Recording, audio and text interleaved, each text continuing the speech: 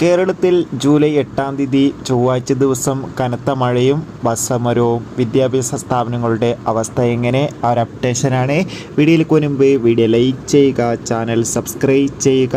ഈ വരുന്ന ജൂലൈ മാസം അങ്ങോട്ട് ധാരാളം ചിത്രങ്ങൾ OTT റിലീസ് ചെയ്യും. നമ്മുടെ ചാനൽ ഭാഗം പരിശോധിച്ചാൽ നിങ്ങൾക്ക് ആ വീഡിയോയ്ക്ക് കാണാൻ വേണ്ടി സാധിക്കുന്നതായിരിക്കും.